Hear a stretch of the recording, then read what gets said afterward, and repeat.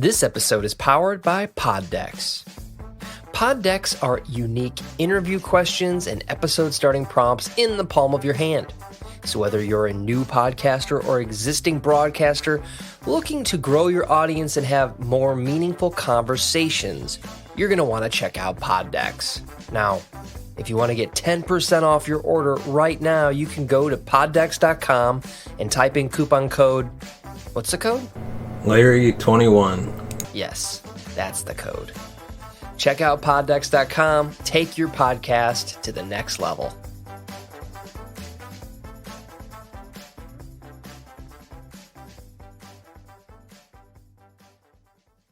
Welcome to the Cinema Gold Show. I'm your host, Larry Leese. Today we're diving into the latest box office news, movie news, and streaming news from around the industry. Hello and welcome to the Cinema Gold Show. I am your host, Larry Leese. Today we're diving into the latest movie news from around the industry. First, we'd like to thank our sponsor, Pod Decks, for sponsoring this episode. Pod Decks are a unique tool to help you engage with your audience, grow your podcast. You can check them out today at poddecks.com and use the promo code Larry21 for 10% off your order. And as always, please hit that subscribe button, leave a comment in the comment section below, and follow us on social media. Just search the Cinema Gold Show. And now let's dive right into our first topic. Spider-Man No Way Home reviews are coming in. And now the question is it worth the hype? The first reactions to Marvel's Spider-Man No Way Home are now in. The current Rotten Tomato score is pretty promising. The first reactions to one of the year's most highly anticipated big screen ventures, Spider-Man No Way Home, are in. And like I said, things are looking very promising. The Marvel sequel currently stands at 100% approval on Rotten Tomatoes, with many praising No Way Home as the best installment of Tom Holland's tenure as the iconic web-slinger. We begin then with Alonso Duralde of The Wrap. Quote, "The most superheroic feat on display might be the film's ability to keep human-sized emotions and relationships front and center, even as the very fabric of time and space twists itself into knots." Deadline's Pete Hammond continues the applause, describing Tom Holland, Zendaya, and Jacob Batalon as a priceless trio, before teasing the arrival of the various villains and, quote, others who pop in and out make this pure movie fun of the highest order. Fans will be in heaven, he says, before concluding, quote, "The film will make $1 billion and it deserves to. Franchise movies, Marvel movies, comic book movies, you name it, just don't get much better than this." Amelia from IGN heaped overwhelming praise on Spider-Man No Way Home, commending the movie's ability to balance the emotional arcs with the multiversal madness. While she did take some issue with the ongoing superhero tropes, it sounds like there's much more than enough quality to overcome the inherent shortcomings. Slash Films reviewer, apologize, can't pronounce his name, so I'm not even going to try, took some issue with Spider-Man No Way Home and how the various puzzle pieces have been put together, describing the movie as clunky before adding that, quote, "Fan service doesn't necessarily need to be a bad thing, especially when it services a larger thematic purpose, grappling with Spider-Man's legacy." Screen Rant, though, found a lot to love about No Way Home, saying, "No Way Home is Spider-Man's most intriguing and fun story yet. Though the multiverse looms large, the film is thoughtful in its focus on Peter's journey." Variety's Peter, meanwhile, found Spider-Man No Way Home to not only be a worthy conclusion of sorts to the Marvel Spider-Man franchise, but the last 2 decades of Spider-Man movies as a whole. Does this at last confirm what has long been suspected? Finally, Eric Eisenberg from Cinema Blend adored Marvel's latest adventure, even going so far as to praise Spider-Man No Way Home as one of the MCU's best outings. It certainly sounds like, despite the hype, No Way Home will be well worth the price of admission. Worth the price of admission. If you weren't one of them that sold or bought a ticket off of eBay for, I think it was going at $2,000. Spider-Man is directed, of course, by John Watts, starring Tom Holland, Zendaya, Benedict Cumberbatch, Jon Favreau, Marissa Tomei, and is set to be released in just 3 days as part of Phase 4 of the MCU. And now, our second topic. J.K. Simmons is teasing a new version of Gordon in HBO Max's upcoming Batgirl movie. Next month, J.K. Simmons will start filming on Batgirl, a new movie in development at HBO Max, based on the popular DC Comics character. Often in different mediums, Batgirl is secretly Barbara Gordon, the daughter of Batman's good pal Commissioner James Gordon. Leslie Grace will play Barbara in the new movie with Simmons as her father, reprising the role he first played in Justice League. Because this is the same actor playing the same character he's played before, one might be quick to assume that Batgirl is part of the DCEU. Sharing a cinematic universe with Justice League, Simmons now suggests that this could in fact be a new version of the same character rather than the exact same Gordon we previously saw on the big screen. While not exactly saying 100% that this is a different incarnation of the character, possibly set in a standalone universe unconnected to the previous DCEU films, Simmons teased that this is a new Jim Gordon with a much more expanded role than he had before.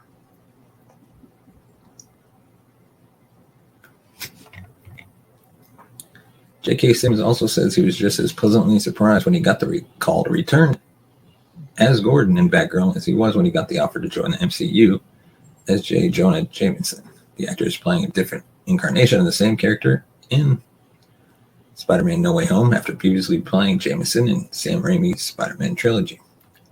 This could be seen as another hint that Batgirl Jim Gordon is not necessarily the same Gordon who was first in Justice League, just a similar version played by the same actor. On December 17th, Simmons will be back as J. Jonah Jameson in Spider-Man No Way Home. This is one of many upcoming movies which will make the best of the live-action multiverse, as Doctor Strange in the Multiverse of Madness will be leaning heavily into the concept as well. DC and Warner Brothers are doing something similar with The Flash, introducing the DCEU's multiverse, resulting in Michael Keaton's Batman and Ben Affleck's Batman appearing in the same movie. It's fun to mix up classic characters with new incarnations, but it might be hard to keep up with after a certain point.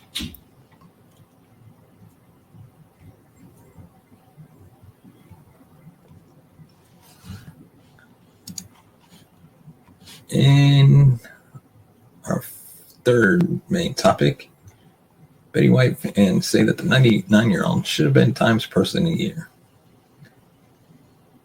As the year winds down, everyone's anticipating who will become Times Person of the Year. Plenty of people have had it. Good people, bad people, athletes, actors, politicians, geniuses. But this year, Elon Musk was named Times Person of the Year. Betty White is now trending, as some fans say she was more deserving. Not surprisingly, Time has generated some controversy with the magazine pick for 2021's Person of the Year.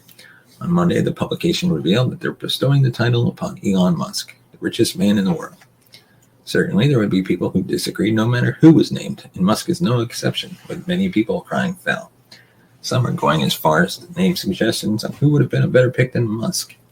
Naturally, Betty White has emerged as a popular candidate.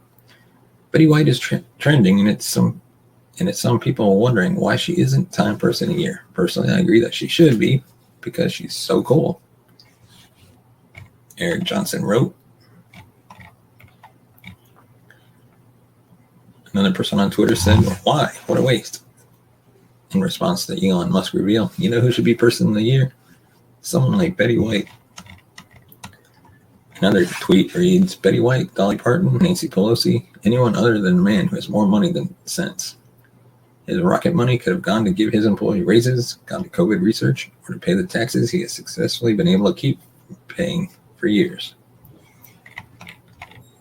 And in response to a Photoshop of Betty White on the Time magazine cover, another fan of the actress said, quote, I would think Betty White would be a great choice. Such a lovable person. Hope she hangs around for a few more. Just stay healthy. Additionally, White has been getting some extra attention from fans online lately in anticipation of a big birthday coming up for the legendary actress. In just over a month, the Golden Girls' favorite will turn 100 years old. Many fans are already celebrating by praising White and remembering some of her best career moments. We can be sure her name will also be trending on her birthday, with thousands of fans coming out to pay tribute to the popular and beloved superstar. Author Ray Richmond also writes out 100 of those moments in the new book, Betty White, 100 Remarkable Moments in an Extraordinary Life. The book delves into how White has managed to stay relevant and popular from one decade into the next, from her starring role in the Golden Girls during the 80s to joining the sitcom in the 2010s. She also hosted SNL in 2010 thanks to a viral fan campaign and had a starring role opposite Ryan Reynolds and Sandra Bullock in The Proposal. And she's not through yet. White is also planning to star as a character who helps Santa Claus impersonators with their training in a Christmas movie in the works for a lifetime. She had intended to film the project last year, but it was delayed due to pandemic and doesn't yet have a release date yet. It won't be airing for the 2021 holiday season, but maybe the then 100-year-old can see it arrive by this time in 2022. Betty White will turn 100 on January 17th. There's nothing to stop you from celebrating the actress's amazing career now, as many others are already doing. With or without Time's Person of the Year moniker, White is perhaps the most beloved celebrity of all time. Happy early birthday, Betty. And right now, we'd like to know what you guys think. What were your favorite moments of Betty White's career? Leave a comment in the comment section below, and we might feature a comment in the next episode. And finally, the 2022 Golden Globe nominations have arrived. It's the holiday season, but at the same time, also award season. The 79th Golden Globe nominations have officially been announced, with Belfast and The Power of the Dog leading the film categories with 7 nominations each. On the television side, Succession received the most nominations with 5, and both Ted Lasso and The Morning Show came in second with 4 each. The announcements came via Snoop Dogg. Netflix leads the number of nominations for motion picture distributors with 17 total for movies including The Power of the Dog, Tick, Tick, Boom, Don't Look Up. HBO and HBO Max leads the television distributors with 15 nominations. The biggest question with these nominations is whether we can actually visually see who wins, as the Golden Globes currently has no broadcasting home. NBC, who previously aired the awards, opted out this year over diversity issues with the Hollywood Foreign Press Association, the group that comes up with the nominations. So far, no other media outlet has elected to air the awards. Hey, y'all, if you guys are listening, I'd be glad to host the Golden Globes on my stream. Just hit me up if any of you Golden Globe officials are watching or listening. Heck, I got a buddy that can do it too. If you want to check them out, go check out Movie Lovers Unite. They'd be a great host for the Golden Globes. According to CNN, the HFPA in October announced its most diverse class of new members and is planning on carrying on with the awards, regardless of whether people can actually watch it or not. And so our final segment is the Poddex segment. We pull a card from the virtual Poddex movie night deck available on their Poddex app. Today's question is, how creative do you get to sneak your own snacks into the movie theater? I'm not exactly that creative. I just shove it in my pocket and just walk in. They really don't say anything, honestly. I think just because at this time, people really don't care anymore. Like, I know when my first job, I started at a movie theater, working in a movie theater. I literally was told to check bags. Everybody had to open their bags for me. And technically they were required to because it was for safety, but it was more checking for food instead of weapons or anything dangerous. And then now I noticed they don't care unless it's sticking out of your pocket or you got a big old bag you're holding that says McDonald's. They're not going to really say anything, I don't think. So I haven't I don't really have any creative stories. I just put in my pocket, walk through. I mean, I still usually buy like a drink or something, so that might influence their decision to not say anything. But hey, thanks for watching. And if you want to support the show, you can buy us a coffee at buymeacoffee.com/cinemagold. And don't forget to hit that subscribe button. Give a thumbs up if you like the video. Let us know your thoughts on the topics we covered in the comments section below. And we'll see you next time. You have been watching the Cinema Gold Show. Follow us on Twitter at Cinema Gold Show. Find us on Instagram at The Cinema Gold Show. And on Facebook, facebook.com/The Cinema Gold Show.